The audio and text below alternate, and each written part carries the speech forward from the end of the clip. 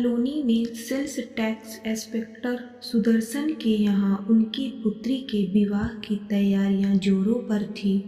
सुदर्शन ने 3 वर्ष पहले ही कॉलोनी में मकान बनवाया था और उस समय की लागत के अनुसार मकान बनवाने में केवल 1 लाख रुपए लगे थे।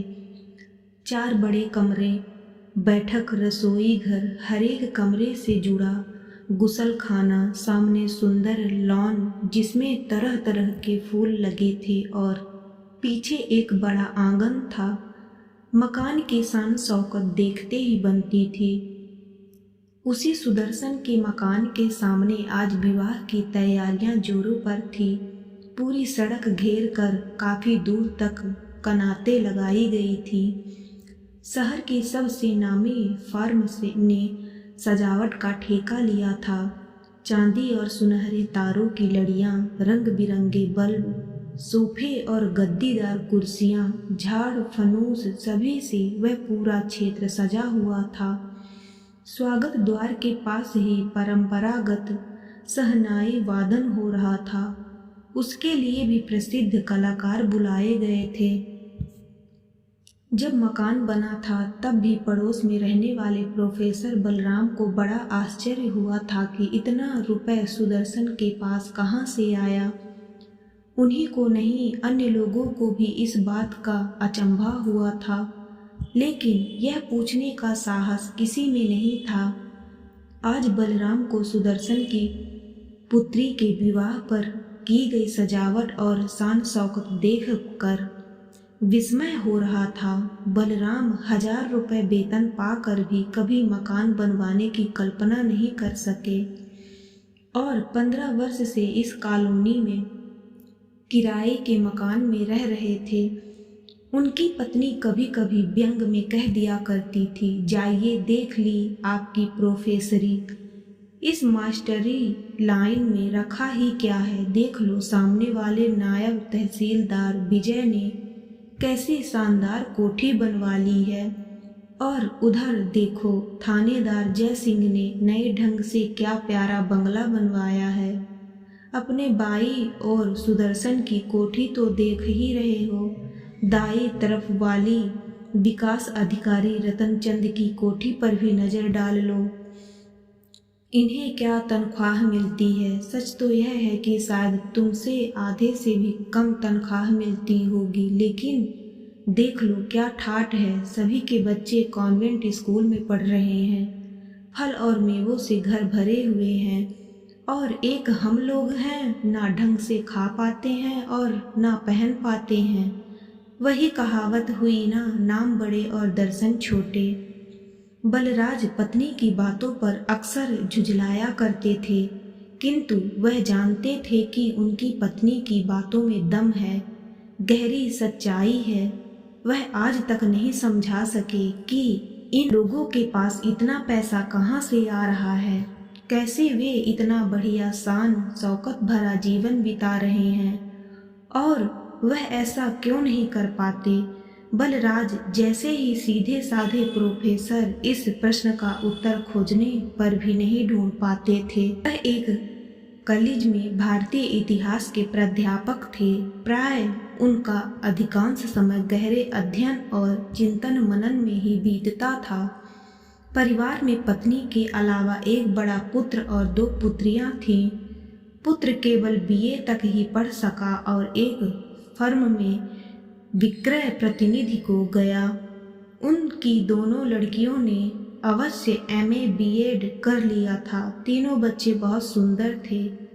लड़के का विवाह हो चुका था और एक बच्चा था।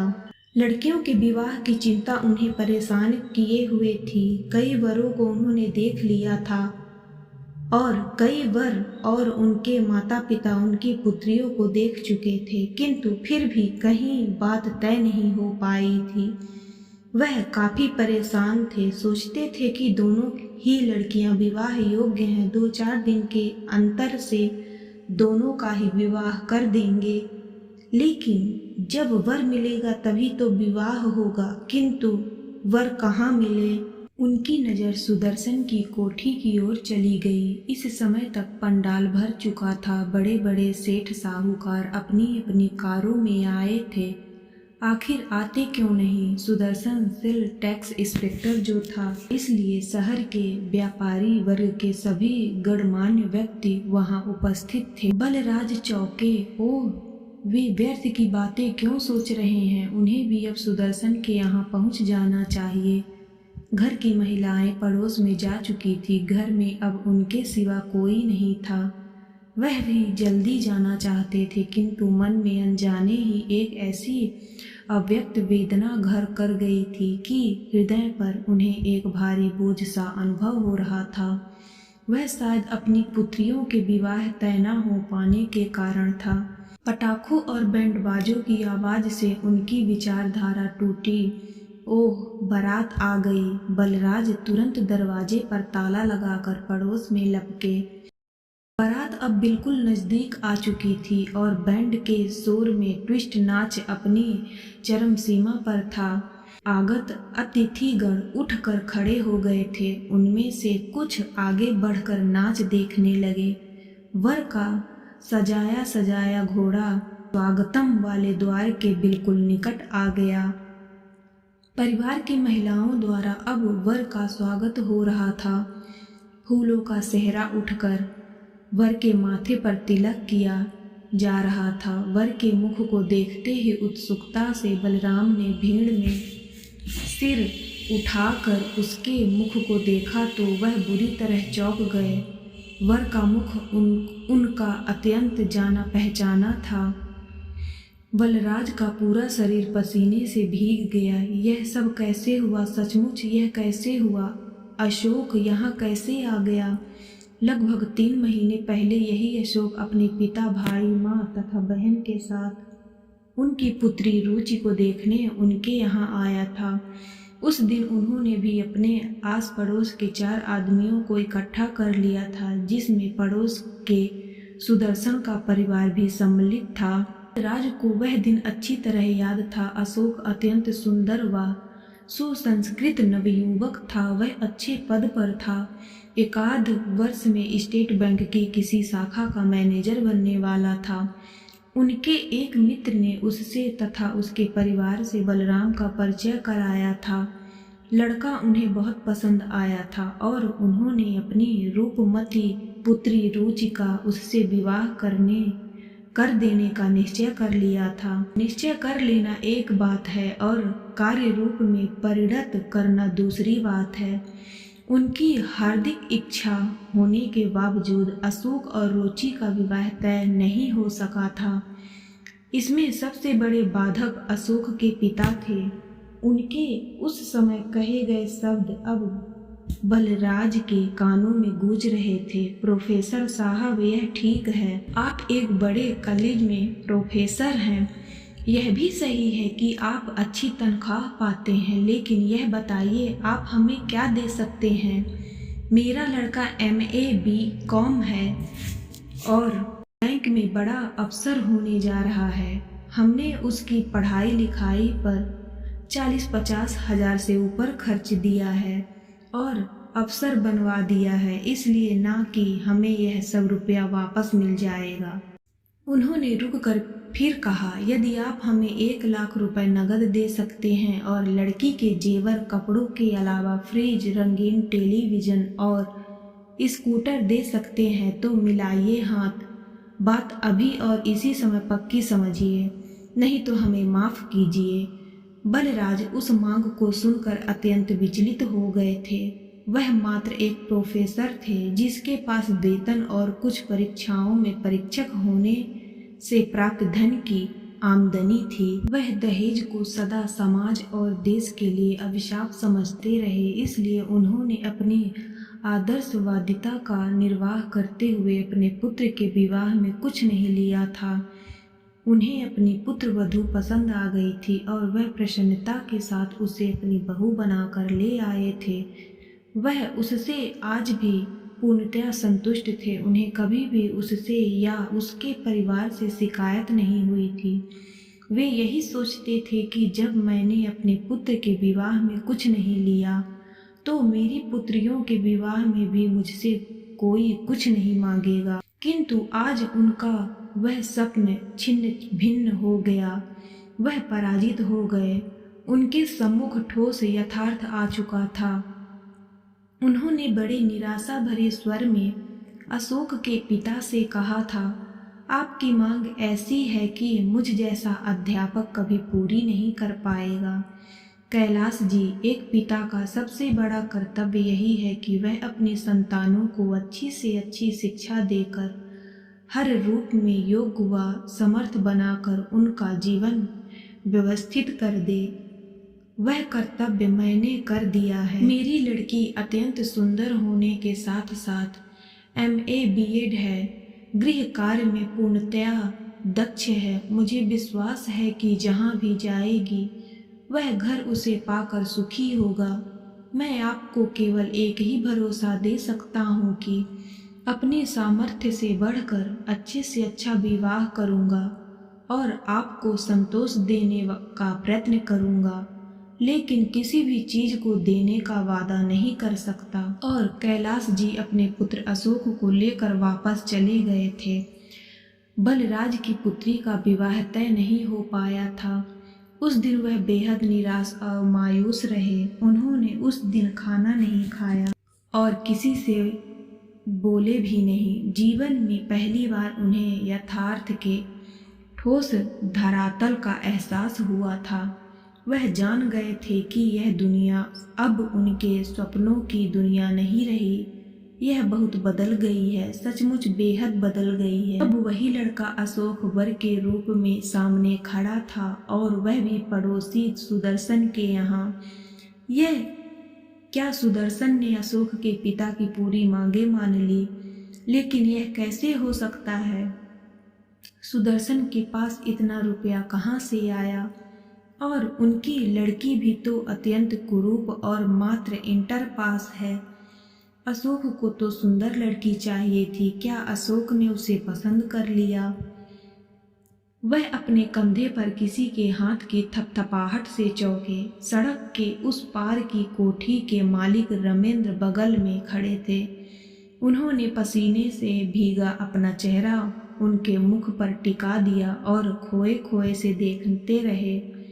रमेंद्र उन्हें भीड़ में अलग एक किनारे ले गए और धीरे से बोले, मैं जानता हूँ कि आप इस लड़के अशोक को देखकर बेहद चौंके हैं और शायद दुखी भी हुए हैं। मैं आपके मन की व्यथा समझ रहा हूँ प्रोफेसर साहब।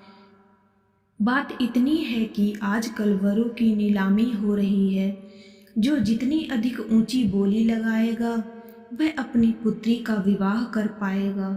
सुदर्शन ने आपके यहाँ इस लड़के को देख लिया और उसके बाप से उसे खरीद लिया। उधर देखिए, सामने इशारा करते हुए उन्होंने फिर कहा, इसे देने के लिए नया स्कूटर खड़ा है। फ्रिज, रंगीन टेलीविजन, स्टीरियो और टेप रिकॉर्डर कोने में रखे हैं। मंडप के नीचे साड़ियाँ और जेवरात भी बाहर पर ही नजर डालिए। यही सब वर के पिता को चाहिए था जो आप दे ना सके थे। शायद आपको यह भी पता नहीं कि सुदर्शन ने तिलक की रस्म में समय 51,000 रुपये भी दिए थे और शेष अब दिए जाएंगे। बलराज ने भर्राए अटकते स्वरों में कहा, लेकिन सुदर्शन की लड़की, वह तो बहुत बदसूरत है, ज्यादा पढ़ी लिखी भी नहीं है। क्या लड़के ने उसे पसंद कर लिया? धर्मेंद्र व्यंग से मुस्कुराए, धीरे से बोले, लड़के ने ही तो लड़की पसंद करके शादी की है, लड़के को लड़की नहीं। रुपया चाहिए था, दहेज चाहिए था, वह मिल गया। एक बड़े होटल में दावत पर इन सभी को बुलाया गया था। वहीं मोल भाव हुआ था और तुरंत वहीं तिलक की रस्म भी कर दी गई थी। तभी तो हम लोगों को पता नहीं चला। वह तो कल मेरी पत्नी को कहीं से यह सब कुछ पता चला, तब मैं जान पाया। बलराज ने खोए खोए स्वर में कहा, रमेंद्र जी, इतना सब कुछ देना मेरी सामर्थ्य के बाहर है। अब मैं क्या करूँगा? मेरी लड़कियों का विवाह कैसे होगा? रमेंद्र जी ने सहानुभूति पूर्वक कहा, मैं आपकी कठिनाई समझ रहा हूँ प्रोफेसर साहब, लेकिन आज का युग तो मोलभाव का युग है, नीलामी का युग है। आपने दुकानों में सजी हुई वस्तुओं पर कीमतें टंगी हुई देखी हों। बढ़िया माल चाहिए, बढ़िया दाम देने होंगे। वही हाल आजकल के वरों का है। वर का जितना बड़ा पद होगा, उसी अनुपात में आपको उसकी कीमत नगद एवं सामान के रूप में देनी होगी। रमेंद्र जी ने थोड़ा रुककर फिर सांस भरकर धीरे से कहा, बोलिए, आप कैसा और कौन सा माल खरीदेंगे? चाहे जैसा माल खरीदिए, शर्त यही है कि कीमत आपको देनी होगी। बलराज हल्की सर्दी में भी पसीने से बुरी तरह भीग चुके थे। वह एक टक असहाय दृष्टि से ठाकुर साहब को देखते रहे और फिर बिना कुछ बोले तेजी से अपने घर की ओर बढ़ गए। बलराज कब तक निश्चेष्ट पड़े रहे यह उन्हें याद नहीं। उनका शरीर निश्चेष्ट अवश्य था, किंतु उनका मस्तिष्क सक्रिय था। वह अनर्गल विचारों में डूबते उतरते रहे और उनकी पत्नी ने उनके माथे को सहलाया। फिर उसने धीरे से पूछा, क्या सो गए? उन्होंने धीरे से नेत्र खोलकर एक क्षण अपनी पत्नी को देखा और फिर निर्विशेष उसे देखते ही रहे। पत्नी ने घबराए स्वर में पूछा, आपकी तबीयत तो ठीक है ना? आपकी आंखें लाल क्यों हैं? बलराज धीरे से उठकर बैठ गए और हौले स्वर में बोले, मैं ठीक हूँ रमा, मुझे कुछ नहीं हुआ। पलंग के पास पड़ी कुर्सी पर पत्नी बैठ गई। कुछ क्षणों तक खामोशी रही। फिर रमा ने धीरे से कहा, सुदर्शन जी रात्रि भोज के लिए आपको काफी ढूंढते रहे। शायद वह लड़की के दहेज का सामान भी आपको दिखाना चाहते थे, लेकिन मैं जानती हूँ कि आप क्यों चले आए। मैं तो इतना ही कहूँगी कि इस तरह दुखी होने से क्या होगा। हम अपनी व्यवस्थाओं की सीमाओं से बंधे हैं। आपको बेचकर भी इतना सब कुछ नहीं दे सकते, किंतु मुझे विश्वास है कि चाहे देर से ही सही, वह समय जरूर आएगा जब कोई समझदार नौजवान इन दहेज के बंधनों को तोड़कर हमारी बेटी को ब्याह ले जाएगा। हाँ, हमें तब तक प्रतीक्षा करनी होगी।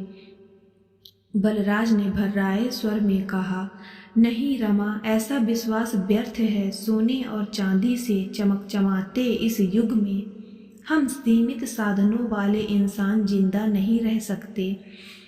क्या तुम्हें यह विचित्र नहीं लगता कि पड़ोसियों की कम पढ़ी लिखी बदसूरत लड़कियां एक एक कर ब्याही जा रही हैं, क्योंकि वे अच्छा दहेज दे सकने में सामर्थ्य हैं, इसलिए कि उनके पास रिश्वत, सरकारी माल की हेरा फेरी और भ्रष्टाचार से कमाया पैसा है, और हम ईमानदार लोग असहाय एवं बेबस होकर यह सब देख रहे हैं और सह रहे हैं।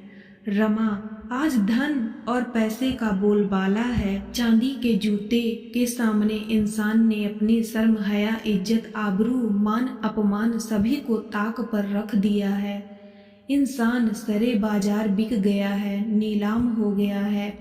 बलराज थोड़ी देर रुके, फिर सांस भरकर बोले, मेरे दिल में एक ही बात की कसक है कि एक अध्यापक अपनी सीमित आय के कारण अपनी पुत्री का विवाह नहीं कर सकता, क्योंकि वह एक वर की कीमत दे सकने में असमर्थ है।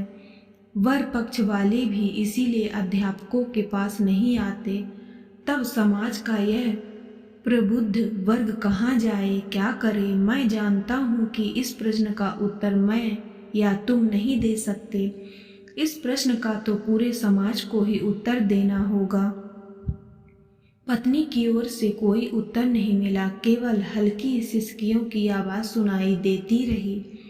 पास के कमरे से कुछ और सिसकियों की आवाज़ सुनाई दे रही थी। ये सिसकियाँ उन लड़कियों की थी जो शादी का जोड़ा पहनने की प्रतीक्षा में जाने कब से बैठी हैं और जाने कब तक बैठी रहेंगी।